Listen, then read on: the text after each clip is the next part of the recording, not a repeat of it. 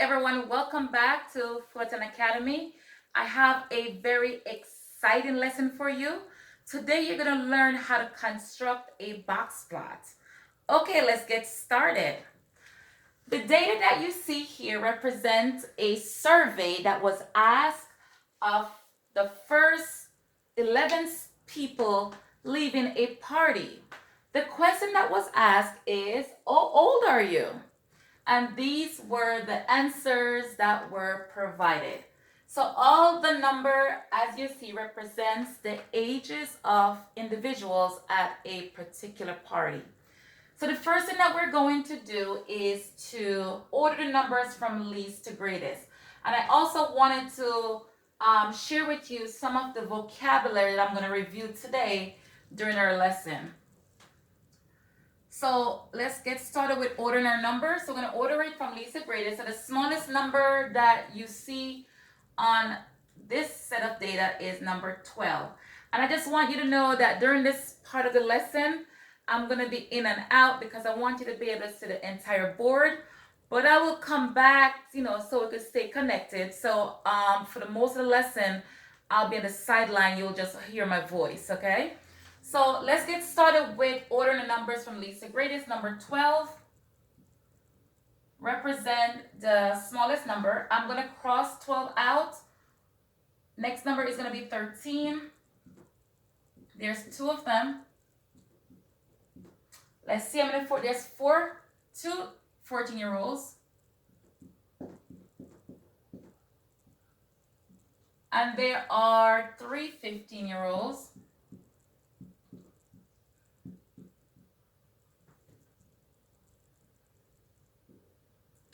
The next number is 17. Then I have 18. And then I have 45.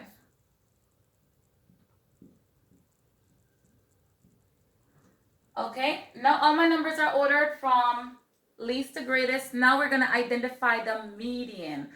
As you know, median represents the middle number, the number in the middle. And remember I told you that there are 11 individuals that we surveyed. So because it is odd, it's going to be easy for us to identify the middle number. So what I would do in this case, I would divide 11 divided by 2, and I'm going to get 5 with a remainder of 1. So the 5 tells me that 5 numbers are going to be to the right and 5 is going to be to the left. So let me just show you what I mean by that. So I'm going to go ahead and identify the 5 numbers to the left. 1, 2, 3, 4, 5. I am going to separate this section. This section is known as the lower quartile. And I'm going to go ahead and do the same thing to the right. And this section is known as the upper quartile. Also, the lower quartile is going to have a section which is the median again. So we found the median right here, and now we're going to find the median again between this set of data. Now, this number 13 is going to be the median of this set of data because it is a middle number again. The only thing that we can't call this number median and then call this number median as well, right? It wouldn't make sense. So I'm going to share with you a new vocabulary that is used to describe that location. This location is called the first quartile. So I'm going to put one first quartile, Q-U-A-R-T-I-L-E.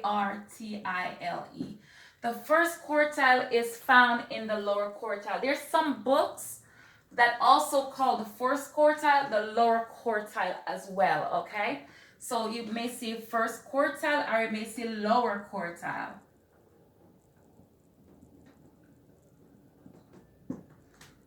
The next number that we're going to locate is the upper quartile or the third quartile. So I'm going to go ahead and locate that number, which is right here. So basically what I'm doing is I'm finding a median between this section. That's pretty much what I'm doing. So this number is represented by the third quartile. Or it may also be known as a upper quartile.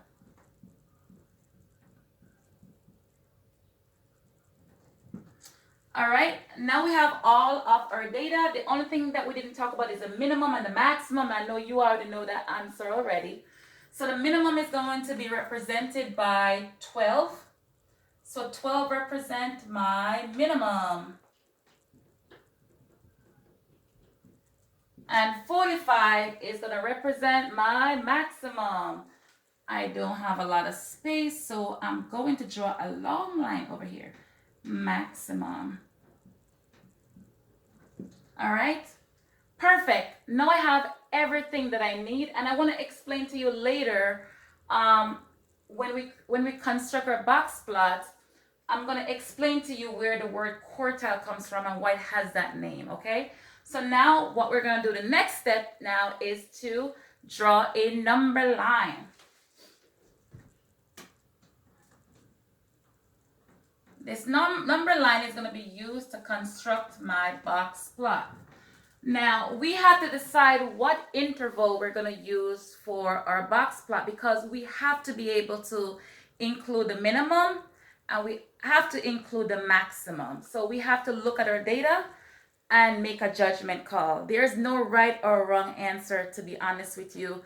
It depends on how, whether you want your box to be shrink or you want to stretch. I'll explain to you later what that means. So I'm going to go ahead now and determine what my interval is going to be. My smallest number is 12. The largest is 45. So I'm going to probably choose an interval of 5. I'm going to do 5. So I'm going to start off by creating an interval 5, 10,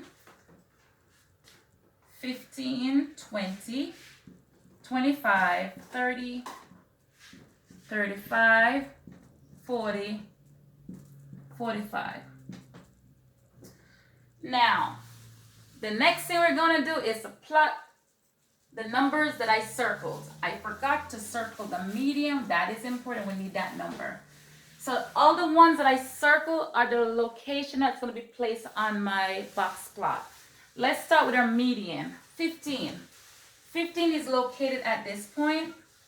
For some of them, we're going to have to estimate because, as you notice, my interval is by 5, so it means that I'm going to have to estimate some of the other location.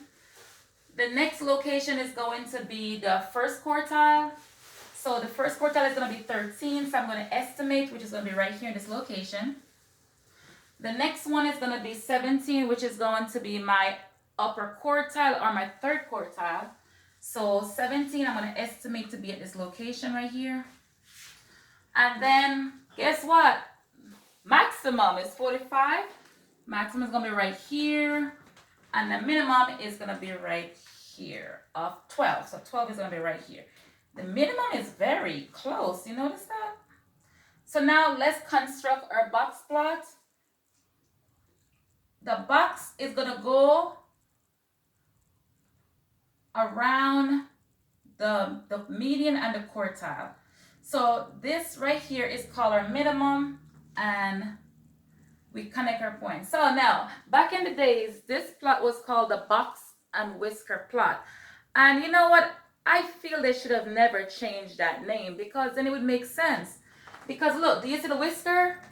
This whisker happens to be longer, but see the whiskers at the end and the box. And what's so great is we can basically be able to understand why this is called quartiles. From the minimum to the first quartile, which is this section right here. I hope you can see it right here. That represents the first quarter. That is 25% of the data. From here, from the first quartile to the median, represent another 25%.